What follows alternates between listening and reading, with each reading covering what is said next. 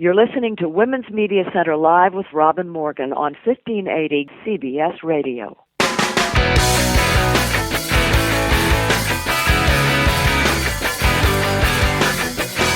Welcome to Women's Media Center Live. I'm Robin Morgan. You're listening to us on CBS Radio, WJFK, 1580 AM, or visiting us at WMCLive.com for this and for any of our previous episodes. Look for WMC Live on Facebook and Twitter, and you can now stream, download, and subscribe to our show's podcast worldwide anytime at iTunes.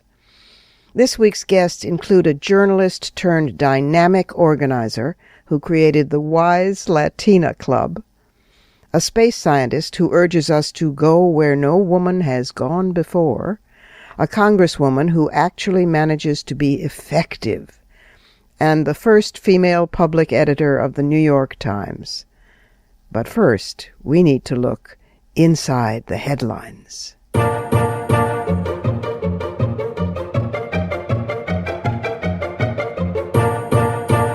The headline that caught my attention read, "Woman chosen to lead Central African Republic out of mayhem."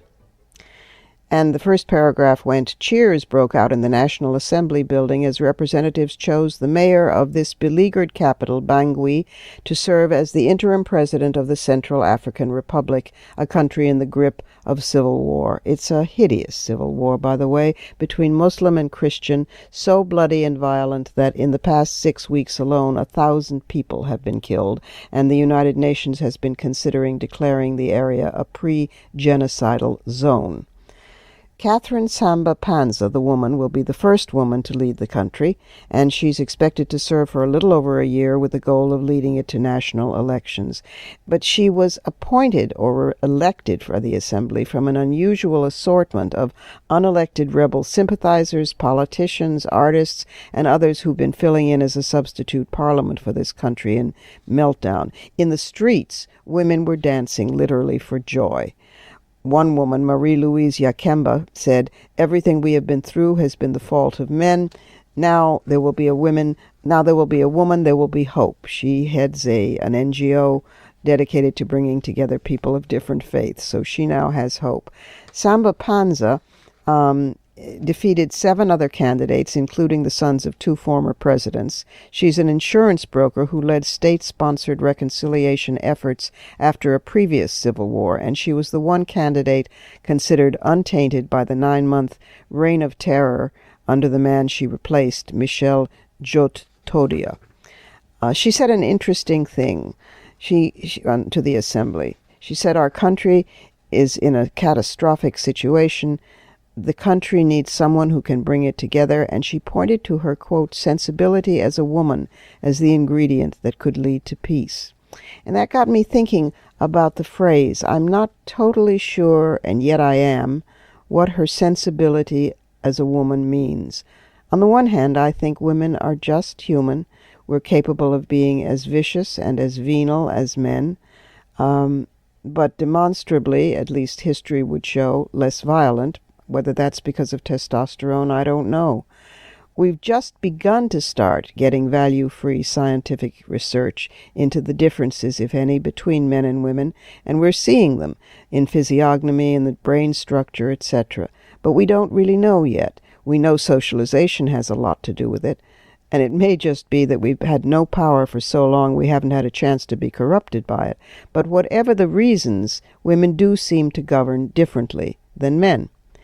And this isn't the first nor the last time that a woman has been called in to address a country in mayhem. It happened in Rwanda, and it worked.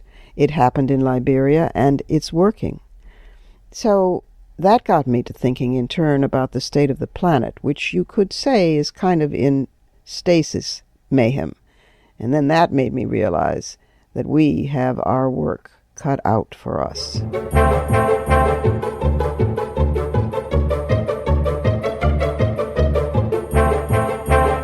My first guest is Viviana Hurtado, Ph.D.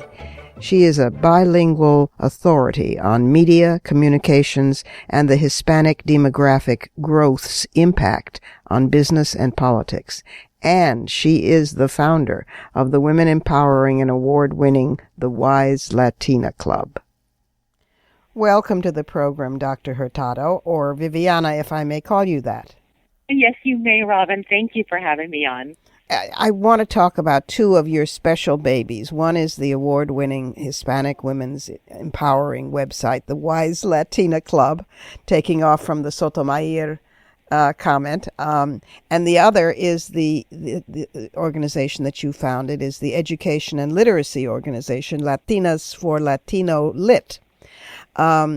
And let's start with the Wise Latina Club because it is fantastic. It's the wiselatinaclub.com, folks, and you should go to it and check it out because it's witty and it's like a one-stop everything for Latinas and for the rest of us who are not Latinas but immediately get Latina envy from visiting this site. I'm so glad that you get it because the title is in fact inspired by Justice Sotomayor's nomination, confirmation, and now serving as Supreme Court Associate Justice. But it is a little tongue-in-cheek because the Wise Latina Club, and the irony, of course, is that it's a club, quote-unquote, that is not in the least bit exclusive and that is actually open to anybody who is passionate about the issues that set our souls on fire, whether it be politics and current events or education, health and nutrition. In other words, Robin, information that's very easily accessible and that, taking that in can really radically improve your life. Oh, totally. I mean, it's and it's very witty. I mean, it's very practical. There are links to basically almost any empowering Latina community website that you can think of. Voto Latino, Maria Teresa Kumar was a recent guest from Voto Latino. So many, but then it's funny. It is bashing the stereotypes of they're listed Latina as maid, Latina as Spitfire. And, Robin, all of this happens because I was an ABC News correspondent when Justice Sotomayor, nominee Sotomayor was nominated. And it was incredible to me to cover this nomination and confirmation hearing and see that in 2009, there were these stereotypes that were current in 1950. About Latina women. Yeah. And I just kind of asked myself, Robin, I said, where are all of the women that I know who are so multifaceted, who I grew up with, who are in my family, who are now my friends? Where are they represented? I didn't see it in the way the mainstream media was covering it.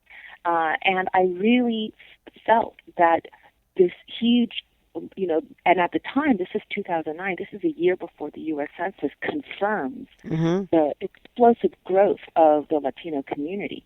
And so I'm thinking to myself, why is this large group, an increasingly more powerful and important group in politics and business and culture, why is it being completely shut out? Yeah. That's another thing. Not only were these stereotypes being repeated and confirmed, it seemed, by the mainstream media, but there were curiously not a lot of Latinos being interviewed. And it's a silencing that you wouldn't expect, and it makes you do a double take and say, are we in 2014 or are we in 1950? What has been the reaction? I bet huge.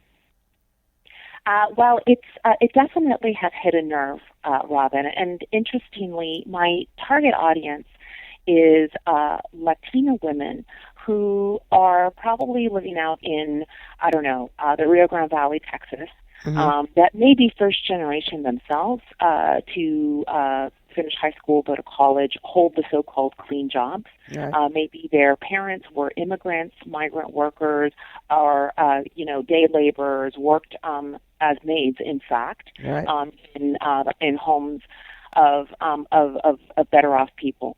And so these are the women who weren't born and in their family aren't given the playbook. Their families, their parents love and support them in all imaginable ways, but they themselves aren't able to give their kids the playbook on, for example, this is January and you need to get your federal applications for financial aid in. Of course. How do you plan your college so that you're strategic in the summers to get internships? And how do you network, by the way, so that you can leverage those experiences in the context that you're making to get a career after college and then ascend, continue to be developed and promoted. And so that's what, so the Wise Latina Club is meant to, you notice that there's a variety. There are some pieces that are very policy wonky, more Washington oriented, but, we're talking the way we kind of talk amongst each other when we're having café, un cafecito con las chicas, and talking about all kinds of things, because we talk about immigration and economic policy, and then we also talk in the same breath about how cute Pitbull is, and don't you love his latest video? Right. We're multifaceted like any women That's are. right. That's right. And so, but I want to reach them and talk to them about issues like health and nutrition and fitness and education. And I'm writing about a lot of current events and politics. Because it reaches into every corner of the life, the aging parents, personal relationships, kids, whether you come from a traditional family, whether you come from an urban, educated family. This is gold, this information. You're putting tools in their hands that just sing as they use them. And this has so much to do with the fact that what I've observed in my years of working as a journalist and going out into the field, and I think my field experience, my local experience, I went up through local news. And so I went to Midland, Texas, my first job. Then I went to Brownsville, Texas. Then I went to Providence, Rhode Island. And those so-called years of exile for somebody who was born and raised in San Francisco and lived in capitals of the world. Right. Those were the best years of my life from an experience. Very educative. Very educative. And what I realized is that a lot of Americans, a lot of these women really they have a desire, an insatiable desire to learn, to have information and access to resources.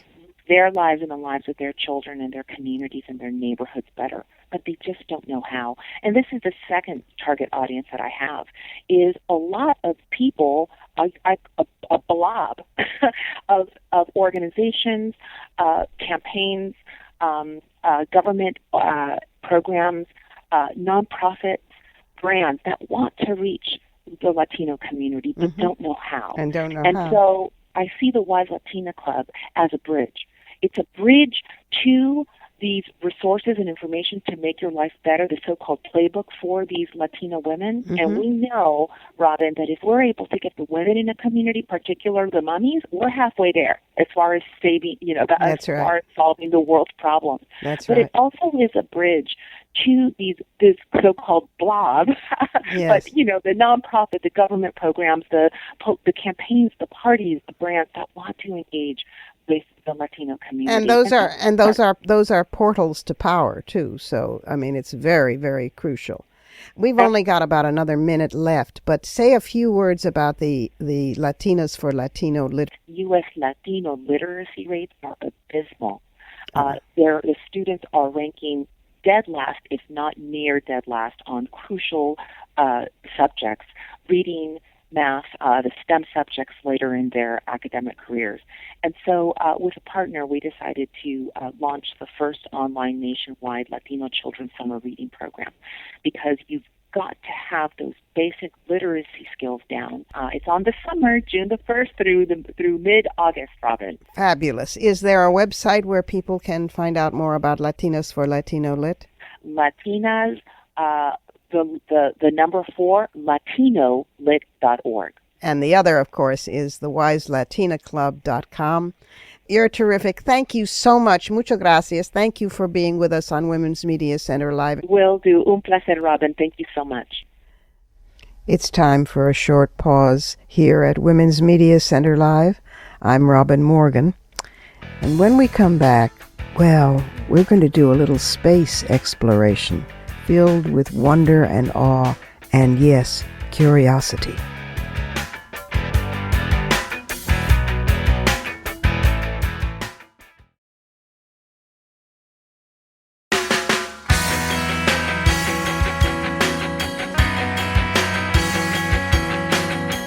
You're listening to Women's Media Center Live with Robin Morgan on 1580 CBS Radio. Welcome back. Our next guest, Emily Lakdawalla, is a passionate advocate for the exploration of all the worlds of our solar system. She has been writing and editing the Planetary Society blog since 2005. She is the senior editor at the Planetary Society. She is the recipient of the prestigious Jonathan Eberhard Planetary Journalism Award from the Division for Planetary Sciences of the American Astronomical Society, and she's in increasing demand as a public speaker on all things space. Welcome, Emily. Welcome to Women's Media Center Live. I'm so happy to be here. I am so happy you're here. I am a total space and cosmos geek. I have a mad crush on Neil deGrasse Tyson. I did years ago on Carl Sagan. I have my screensaver every day is the Hubble, and I get crazy when people say they don't see the need for a space program. Well, it's great to be here. You know, I have a mad crush on all of the robots that are exploring across the solar system. I think I learned from being a Transformers fan when I was a little girl. Now I get to explore the solar system through the eyes of these autonomous robots that are on the surface of Mars and orbiting Saturn and all over the place. So it's real fun. Yes, and especially Curiosity is a girl. She's a girl robot. Well, you know, it's traditional to name ships of exploration to call them female, and although I think, you know, some people who have written to me about my blog have objected to me using the feminine pronoun for the ships, but I think it's absolutely great. Each of these robots has quite a distinctive personality, and it's been really fun to follow Curiosity and her predecessors, Opportunity and Spirit, across the surface of Mars as the different kinds of robotic personalities that they seem to have, calling them all she the whole time. It's real fun. Well, the women's team who were tweeting for Curiosity and gave her a sense of humor just were wonderful, were absolutely adorable, and that's where I got hooked on her tweets. Yes, you know, the person who really got that started was a woman at JPL named Veronica McGregor, who started tweeting in a persona for the Phoenix lander, which was a lander that landed near the North Pole of Mars several years ago. And it was amazing the response that she got on Twitter by establishing this personality for the robot. And it just kind of happened accidentally because it's so much easier to tweet in the first person than it is to speak in this kind of passive voice. And it really created, I think, quite a following for these robots online. You're doing a book right now on the Curiosity rover mission, yes? Yes, that's right. I'm writing. It'll be an academic book. My goal is to try to explain the geology of the Curiosity landing site to all the engineers and the fans of the engineering, and then to turn around and explain the engineering to all the scientists and see if I can help people understand this incredibly complex machine and why it was sent to this particular spot on Mars and what she accomplishes once she gets there. Tell us, in the meanwhile, what we should be watching for. What are the great, exciting things that are going on in space? Well, in addition to Curiosity, which is a very easy mission to follow online because of Twitter and also because they share Curiosity's images. Every time Curiosity sends any pictures down to Earth, they post them almost immediately on the web. Mm-hmm. And they do the same for a couple of other missions. One of them is Cassini, which is a spacecraft that's been orbiting Saturn since 2004. Cassini's nearing the end of its mission. It's got a few more years left at Saturn, and the pictures that spacecraft sends back of Saturn to the ring. The most beautiful, stunning visual images I've ever seen. They're absolutely tremendous. And then this year is going to be really exciting for comets because the European Space Agency has a spacecraft called Rosetta that just woke up after a very long hibernation and will soon be approaching and becoming the first spacecraft to orbit a comet, and then they're going to put a lander down on the surface of the comet, which is going to be extremely exciting. That has never happened before, has it? That has never happened before. There have been spacecraft that have landed briefly on asteroids, but not on comets. Wow. And then I think really the most thrilling thing that's coming up, it's going to be the most exciting event of my professional career, will be New Horizons flying past Pluto. That doesn't happen this year. They begin to approach Pluto this year. The science mission really kicks off in January and February of 2015. It's going to be the year of the dwarf planet because both New Horizons will be flying past Pluto, and then the Dawn spacecraft will be entering orbit at the largest asteroid Ceres, which is also a dwarf planet. It's going to be really exciting. Oh, wow. Oh, wow. And this is being done on cutback budgets, isn't it? The American public is very excited about space exploration right now, and the Curiosity landing, I think, was an Apollo moment for the current generation, the younger generation of people. And it's kind of interesting how it's almost like the 1980s all over again, where public interest in space exploration is actually quite high.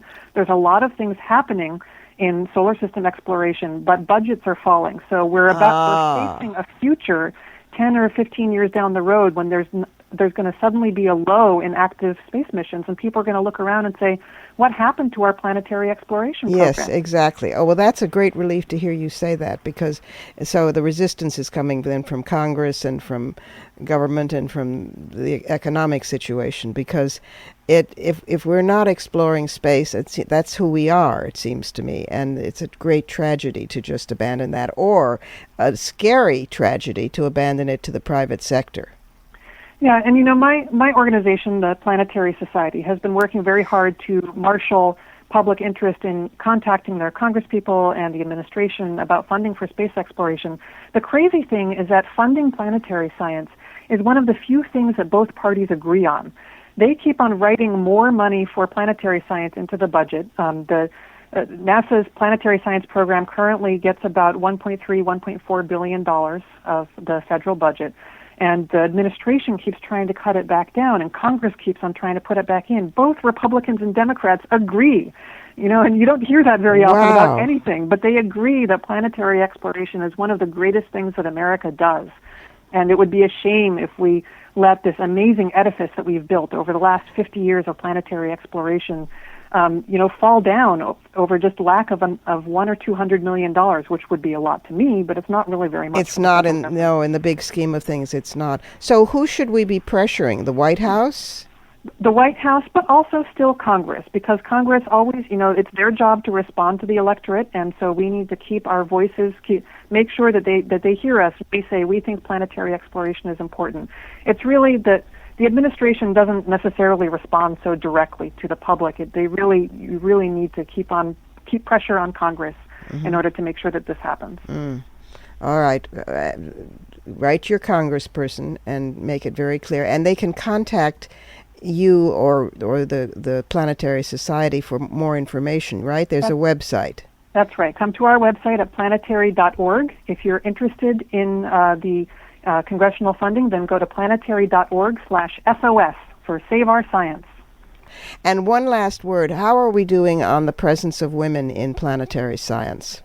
Well, there's a lot of room for improvement, but there are a lot of women scientists in graduate school and in their early careers.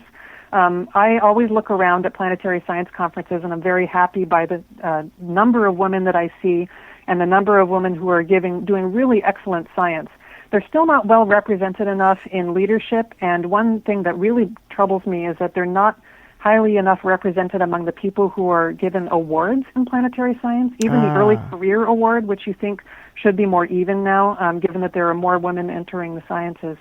So there's still work to be done, but I feel quite good when I look around at planetary science conferences and see the quality of the science that's being done by my female peers, and see their interactions with the entire group. Thank you so much, Emily. And would you come back as exciting things continue to happen in space and tell us about them? I would be delighted to. It's my calling as a planetary evangelist to tell everybody about all the exciting stuff that's happening in space. And I know you also have a weekly radio program, Planetary Radio, which is aired on more than 200 public radio stations and Sirius and XM satellite. So keep an eye out for that, listeners, too. Thank you again so much. Live long and prosper, Emily. Thanks for the invitation. It's been fun. And now it's time for some verbal karate.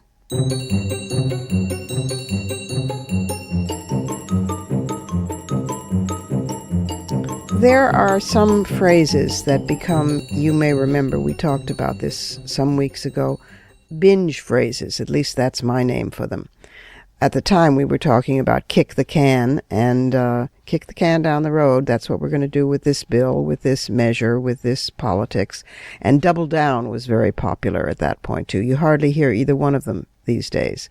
But there are two more that are every place, absolute epidemic, and beginning to drive me crazy because they drive out all synonyms in the rich English language that would otherwise be available. One is reach out. I'm going to reach out to him.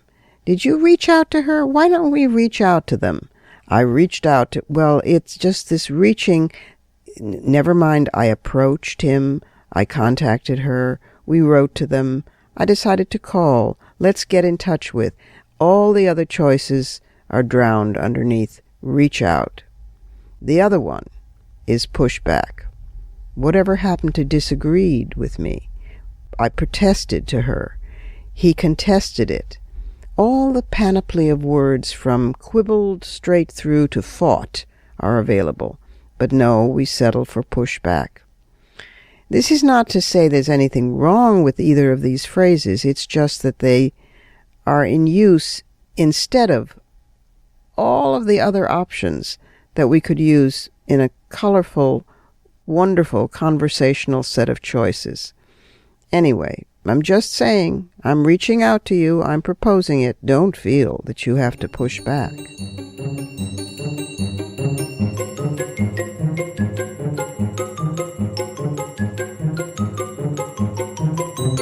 We have to take a short break here. This is Women's Media Center Live, and I'm Robin Morgan.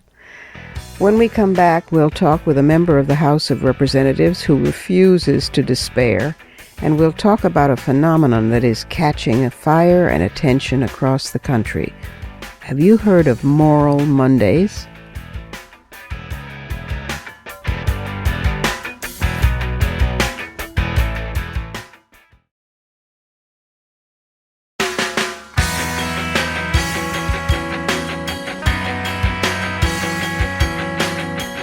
You're listening to Women's Media Center Live with Robin Morgan on 1580 CBS Radio. And we're back.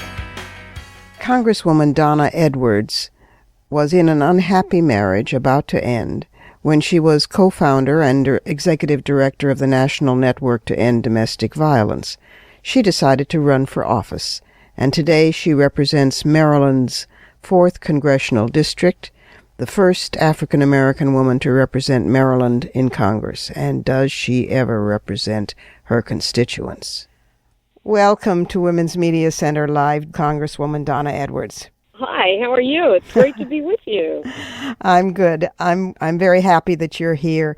I'm going to start with a personal note. There's my dear friend, the author Suzanne Braun Levine, in her book, How We Love Now, quotes you saying that you said that you were close to 50 and just getting out of a bad marriage. And if you had stayed in that marriage, you said, I would never be in Congress now.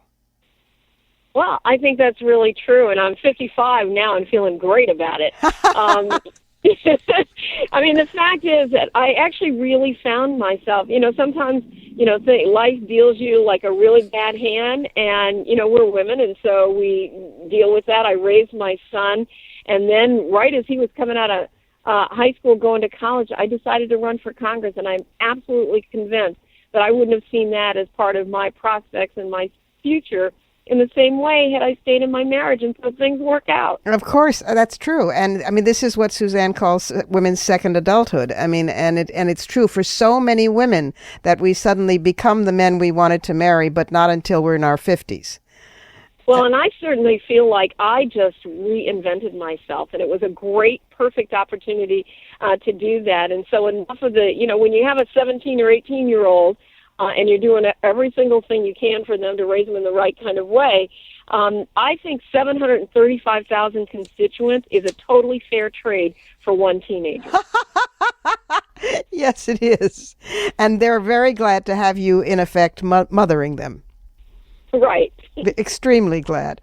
You know, during the healthcare debate, you were the one who secured the provision that holds insurance companies accountable for unjustifiable rate increases. You were the first member of the House to introduce and champion a constitutional amendment to overturn the Citizens United decision. I could go on and on, but I'm not going to. I want to ask you two things about this interesting phenomenon called Moral Mondays, and also about the women's economic agenda that you are leading with Leader Pelosi. Well, first of all, I am the co-chair or chair of our Democratic Women's Working Group, which are all of the Democratic women in the House of Representatives.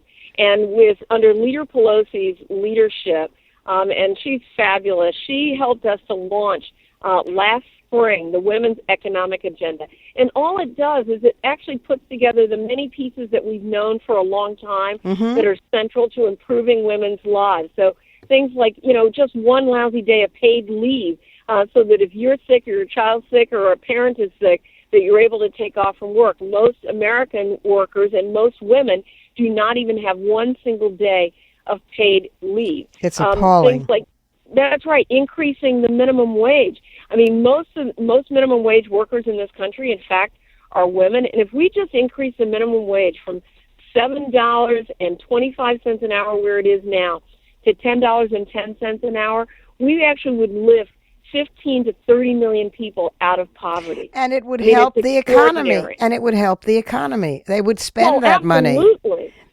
Well, every time somebody is able to, especially our low-wage workers, the money that they get, they put it right back into the economy. They go to the grocery store, they pay for transportation, all of the things that people do when they're struggling.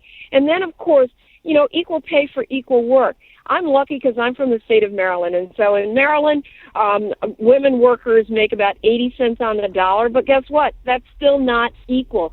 And in so many states, like Wyoming, for example, women make 52 cents on the dollar to what a man makes for the same work, same occupation, same education, same experience. This deprives women of income, but it also deprives families. And so when you couple those things together and add to that child care, I know when I was raising my son on my own, I was paying more for child care than I was for rent.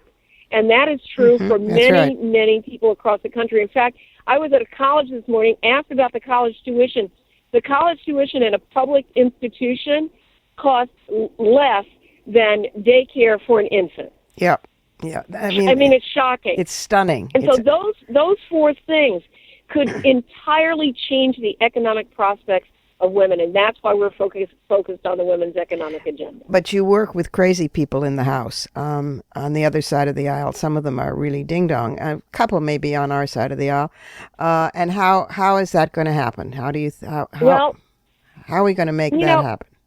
Here's the thing. I think it may be true that a few of the people that we work with in the House are out in some field that is unknown to man or woman, but the fact is the way that this changes, the way this changes, I know. The way it changes is organizing women all across the country. Which brings us then to this thing called Moral Mondays. Well, I mean, I think it's really great because it's calling attention to the kind of inequalities that we've talked about. It's calling attention when we say on Monday, our not only our church leaders, our civic leaders, ordinary people saying, you know what, there's something wrong with this picture. The puzzle pieces are not fitting in the right kind of way for most Americans. And Moral Mondays allows us an opportunity to express the immorality of our economic system, the immorality and injustice of our voting system, and all of those things that really are important for ordinary working people. And, I am just really grateful that all across this country, a movement that took hold in kind of one place in North Carolina has suddenly begun to transform the nation.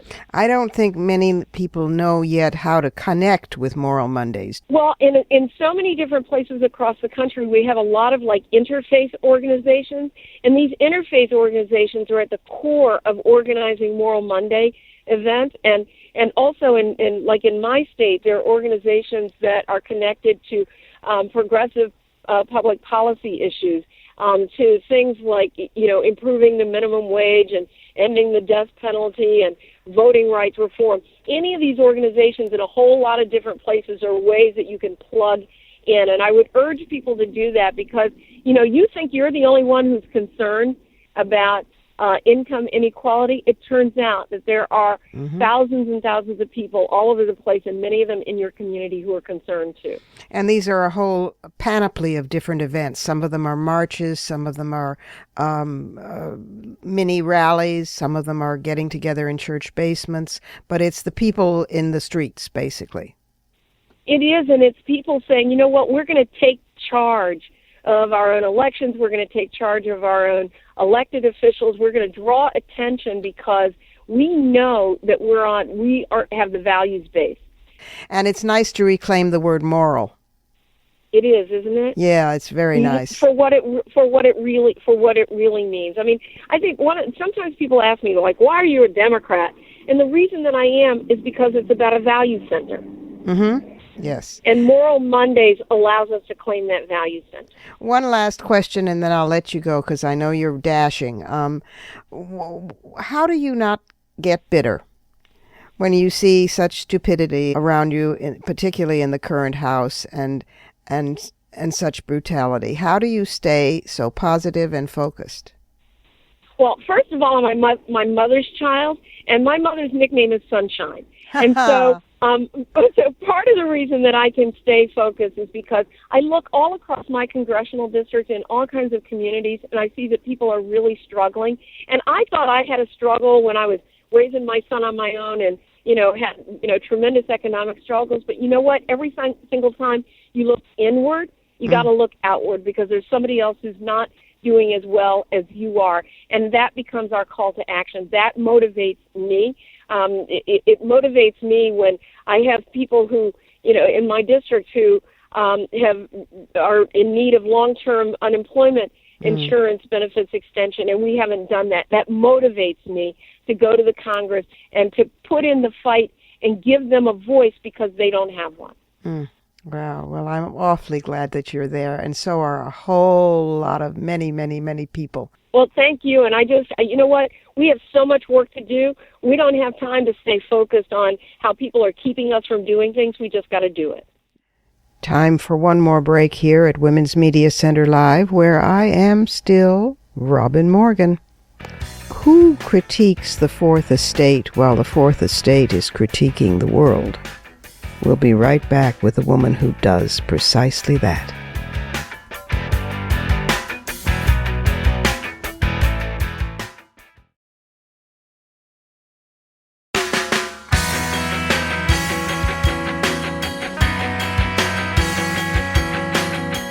You're listening to Women's Media Center Live with Robin Morgan on 1580 CBS Radio. Welcome back again. Our next guest, Margaret Sullivan, is the first woman public editor at the New York Times. The public editor writes a frequent blog and a twice-monthly print column and handles questions and comments from readers investigating matters of journalistic integrity.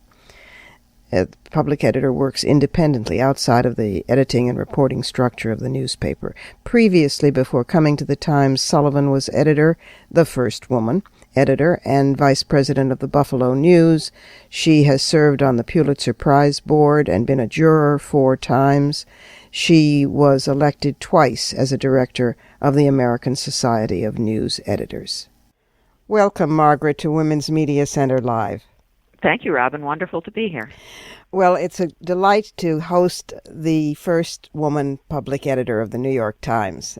Yes. It seems that this is part of a, to me, remarkable and laudable campaign of Jill Abramson at the top of the masthead to actually make a gender dent in the New York Times. And you wrote a very interesting column about that not too long ago, I think just last month, January, the Times from the Top Looking Ahead. I mean, this is big change from the day when Abe Rosenthal wouldn't allow the use of Ms.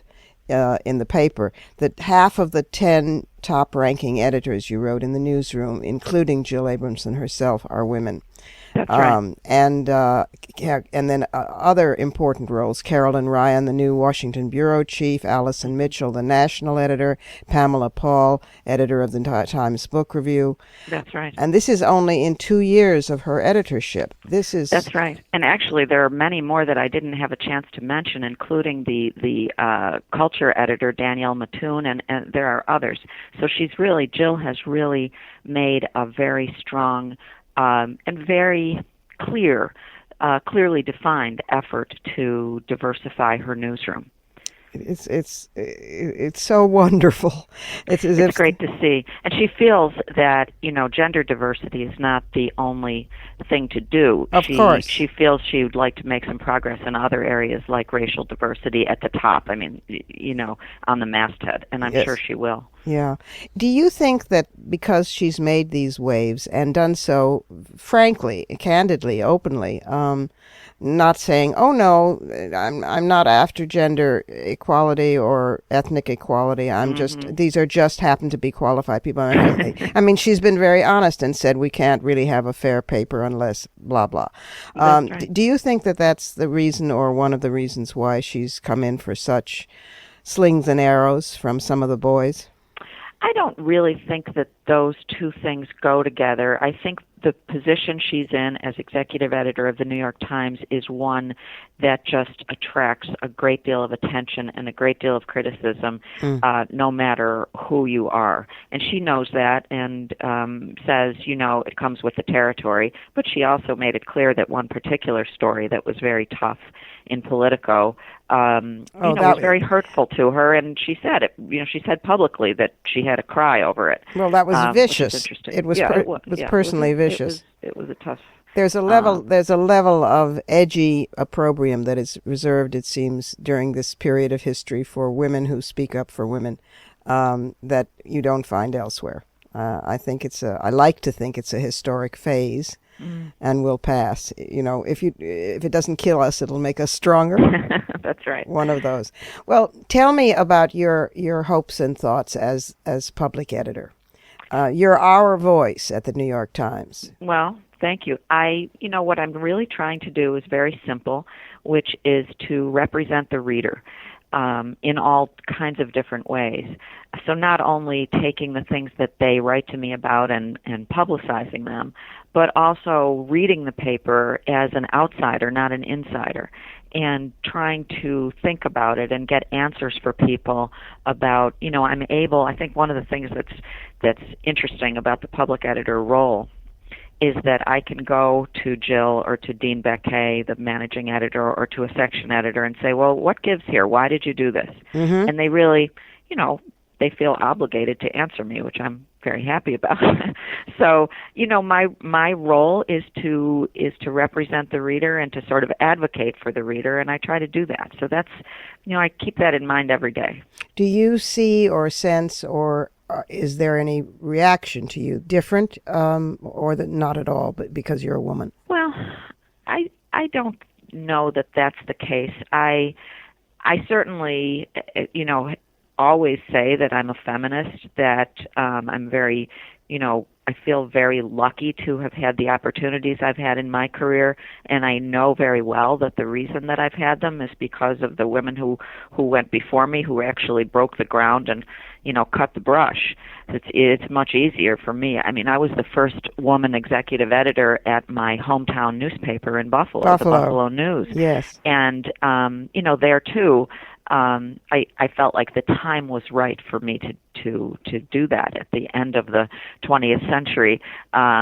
It wasn't as if I had to do all the heavy lifting. So I'm very cognizant of that and very appreciative of it. And I also try,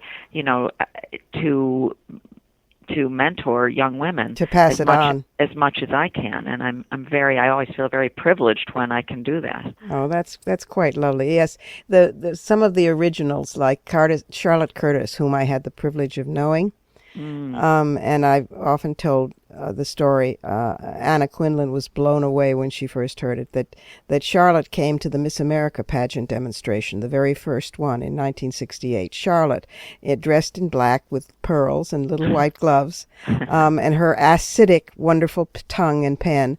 And I didn't know till the next day that she had bailed out some of the women who had got arrested. Oh, how interesting. Very quietly, very, very without saying anything. I had to track it down myself. So she had to be a stealth feminist in those days, you know. Right. I've become fascinated with Charlotte Curtis, and I actually mentioned her in my column just yesterday. I know. Because she was actually the very first woman on the masthead, and back in 1974, so she truly was a trailblazer. And she was so wonderful. She was supportive, she was funny, but she would say, if you say I said that, I'll deny it. You know, so it really was the period of stealth feminism. That's right. Well, tell me, if you had your druthers, what would you say you would love to see changed at the New York Times? Or let me put it another way. What do you think is the greatest strength and what at this moment, and what do you think is the greatest weakness? Well, the Times has many strengths. One of its primary strengths is its very large, deep, and very talented staff. I mean, these are some of the very best journalists in the country. They're attracted to this company and this newspaper, and they are here in large numbers. There's a newsroom of 1,250 people, which contrasts with the Washington Post is a great paper and a big paper, but its newsroom is half that size. So it kind of starts to put in perspective the amount of talent that's here. I think that the Times does a lot that's right, but I think that it can be self-satisfied. It knows it's great, and sometimes it tends to act that way. I'd like to see the use of anonymous sources decline. I know that readers really dislike that; they don't trust it, and yet the Times just continues to use them beyond what their own policies would suggest. Interesting. And in this day and age of such acrimony in politics and stupidity and lack of education, it seems to me, among our legislators who say the most amazing things, one of my bugaboos is whatever happened to the follow-up question. It seems to me that the follow-up question is alive and well at the New York Times. Do you find that? I think so, and I think that the Times is very, one of the big sort of trends that's gotten a lot of attention in the recent year or two is the whole idea of fact checking, not fact checking a particular story, but fact checking politicians and making sure that what they say in the course of their speeches or their interviews is to get beyond the rhetoric. Is this really true in campaigns and so on? And I think that the Times has gotten better at that and more cognizant of it, and I think that they do a very good job with it. Yeah, I do too. I'm grateful for the continuation of the New York Times. I panic every time anybody says that it might go away, and I assume it will not. I don't think it will. And thank you so much. And if there's ever anything we can do for you at Women's Media Center, please let us know. Well, thank you. I believe in your mission. I think it's great. And now it's time for Fighting Words.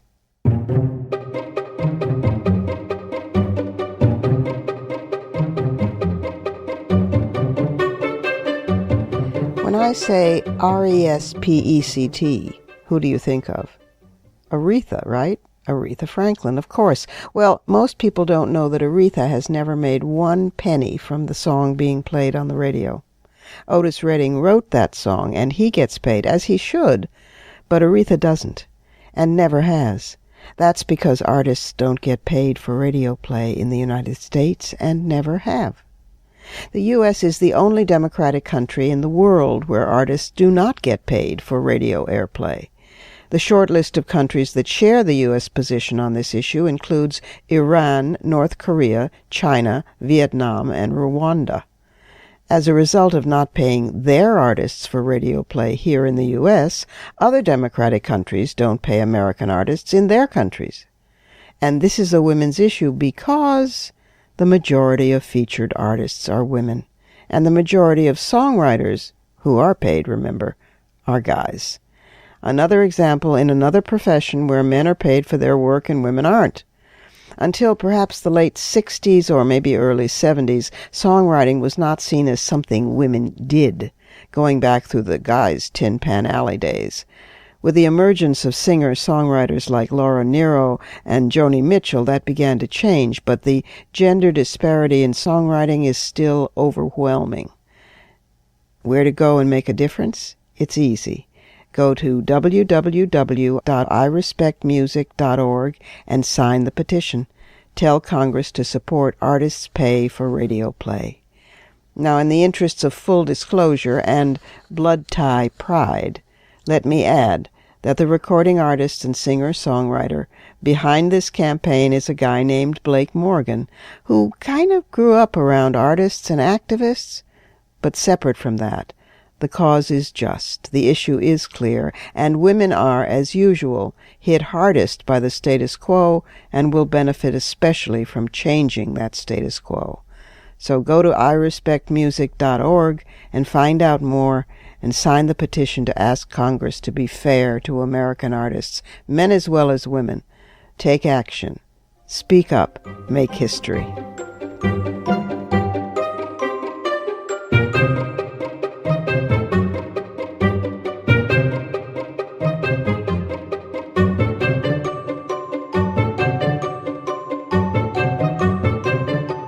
And that's it for this week. You've been listening to us on CBS Radio, WJFK 1580 AM, or visiting us at WMClive.com for this and for any of our previous episodes. Be sure to find us on Facebook, Twitter, and at iTunes worldwide, where you can stream, download, and subscribe to WMC Live's podcast. Portions of this program were taped earlier. Views expressed here do not necessarily represent the WMC. Here's the family for Women's Media Center Live. WMC President and for this program Executive Producer Julie Burton, Senior Producer Crystal Williams Chancellor, and our founding sponsor Regina K. Scully. I'm Robin Morgan. Thank you for being with us. Next week, we'll observe Black History Month by celebrating the presence of African American women online with Zerlina Maxwell, Dr. Goddess, Lovey Ajayi, and Shireen Mitchell. And Amy Nelson, prize-winning ESPN sports journalist and former guest, is going to make her debut next week, joining us every few weeks thereafter to report on women in sports and in sports journalism. We're extending the family. Remember, look for us on Facebook and Twitter for alerts about exclusive breaking news segments and future guests. Only here on Women's Media Center Live.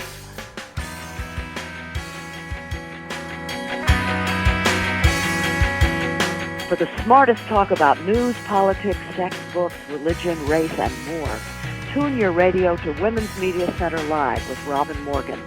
Audacious, witty, provocative, informative, and fun. It's Women's Media Center Live with Robin Morgan on 1580 CBS Radio and WMCLive.com. Talk radio with a brain.